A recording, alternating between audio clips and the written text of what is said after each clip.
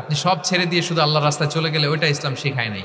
ইসলাম যে আমাদেরকে ফরিয়াদ শিখায়, প্রার্থনা শিখায়, রব্বানা আতিনা ফিদ দুনিয়া হাসানা ও ফিল আখিরাতি হাসানা ওয়া কিনা আযাবান নার। হে আল্লাহ, আপনি দুনিয়াতেও হাসানা দেন, আখিরাতেও হাসানা দেন। আগে চাইছি কোনটা, আখিরাত না দুনিয়া? রব্বানা আতিনা ফিল আখিরাতি হাসানা ও ফিদ দুনিয়া হাসানা, এরকম নাকি রব্বানা ফিদ দুনিয়া হাসানা? দেখেন, দুনিয়াটা আগে, দুনিয়াটা আগে।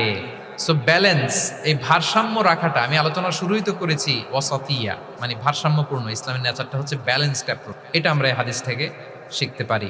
আমাদের অনেকেরই এটাতে ঘাটতি আছে, অনেক জ্ঞানী, অনেক স্কলার, অনেক তার কিছু, কিন্তু তার মধ্যে ভারসাম্য এবং পরিমিতি বোধ নাই। পরিমিতি বোধ, ভারসাম্য, ব্যালেন্স লাইফস্টাইল, এটা অনেকে অ্যাডপ্ট করতে পারে না। এটা বছরের পর বছর সাধনা করতে হয়, অ্যাডপ্ট করে নিতে হয় নিজের সাথে। তাহলে 7 নাম্বার হচ্ছে, কাউকে শুধরে দিতে চাইলে আপনি কিভাবে শুধরে দিবেন এটা আমরা জানলাম। তাকে সবার সামনে লজ্জা দিয়ে শুধরে দেওয়া যাবে? তাহলে কৌশলে তাকে শুধরে দিতে হবে। পারা যাবে তো ইনশাআল্লাহ? 8 নাম্বার হচ্ছে, এটা দায়ীদের জন্য অনেক বড় রিমাইন্ডার। সেটা হচ্ছে, আমরা যে দাওয়া দেই এটা খেয়াল রাখতে হবে। আমি যা বলি ওটা সবার আগে অ্যাপ্লাই করতে হবে নিজের মধ্যে।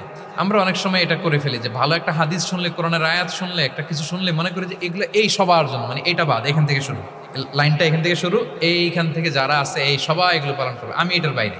দেখবেন যার সাথেই কথা বলেন তার কোনো সমস্যা, তার দোষ, তার কিভাবে সেলফ ডেভেলপমেন্ট, আত্মোন্নয়ন, আত্মশুদ্ধি, শুদ্ধাচার, এগুলো নিয়ে কথা নাই। খালি বলি যে কি সমস্যা রে ভাই সমাজে, জানেন শেষ হয়ে গেল দেশটা।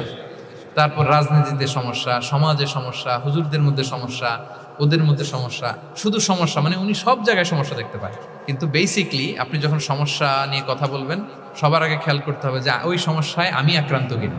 আমরা কেন যেন অন্যকে কাঠগড়ায় দাঁড় করাতে বেশি পছন্দ করি, কিন্তু নিয়ম হচ্ছে নিজেকে বারবার কাঠগড়ায় দাঁড় করানো, যে আমি ঠিক করতেছি কিনা, আসলে আমার মধ্যে শুদ্ধাচার আছে কিনা, আমার লেনদেন ঠিক আছে কিনা, আমি আমার মধ্যে সততা আছে কিনা, do I live a decent life, আমি যা বলি আমি তা করি কিনা। এটা অনেক সময় আমরা ভুলে যাই। আমরা যা বলি সেটার জন্য আগে আমরা নিজে আমল করতে পারি। আল্লাহ তৌফিক দান করুন। আল্লাহ তাআলা বলছেন, ইয়া আইয়ুহাল্লাযীনা আমানু লিমা তাকুলুনা মা লা তাফআলুন। কেন তুমি সেটা বলো যেটা তুমি করো না? কেন সেটা বলো? সো আমরা যদি দাওয়া কাজ করতে চাই, আমি যে দাওয়াটা দিব বা নাসিহাত দিব বা বার্তাটা রাখবো, সবার আগে যেন এটা নিজের দিকে, ওই তীর যেন নিজের দিকে থাকে, যে না এটা আগে তোমার জন্য, আগে তুমি পালন করো, পাশাপাশি এটা সবার জন্য। এটা যেন আমরা করি। আল্লাহর হাবিব সাল্লাল্লাহু আলাইহি ইসলামের জীবনে যদি আমরা দেখি, তাহলে দেখবো উনি যা বলতেন ওটা নিজে আগে বেশি করতেন। আল্লাহু আকবার। উনি ইবাদতের কথা বলতেন, আল্লাহর সামনে নিজেকে সঁপে দেওয়ার কথা বলতেন।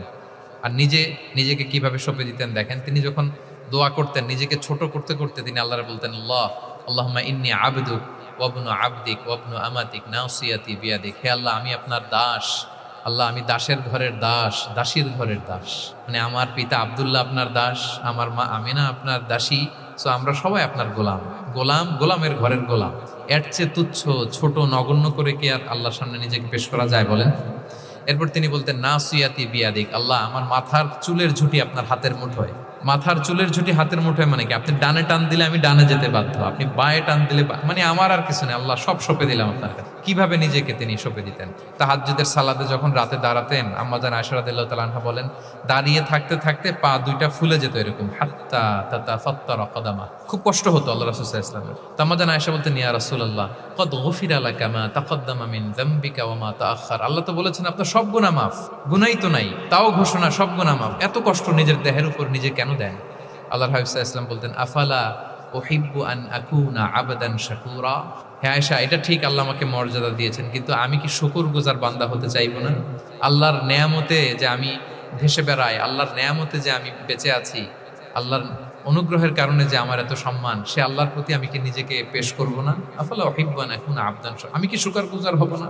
আমার রোলটা তো আমাকে প্লে করতে হবে, আমাকে তো উজাড় করে আমার রবের সামনে আমাকে উপস্থাপন। শুধু বলতেন না, করে দেখাতেন। রাতের সালাতে যখন কিয়ামুল লাইল করতেন, কাঁদতে কাঁদতে দাড়ি ভিজে যেত, কাঁদতে কাঁদতে হাত্তা বাল্লাল আরদা হাত্তা বাল্লা লিহিয়াতাহু হাত্তা বাল্লা হাজরাহু, কাঁদতে কাঁদতে জুব্বা ভিজে যেত। সিজদায় পড়ে যখন থাকতেন, কাঁদতে কাঁদতে জমিন ভিজিয়ে ফেলতেন আল্লাহর হাবিব সাল্লাল্লাহু আলাইহি ওয়াসাল্লাম। এভাবে নিজেকে আল্লাহ তাআলার সামনে। সো আমরা যারা দাওয়া অঙ্গনে কাজ করি, এটা খুব পিচ্ছিল পথ, এটা খুবই পিচ্ছিল। আমাদের খেয়াল রাখতে হবে যে আমি যা বলি এটা আমি করি কিনা।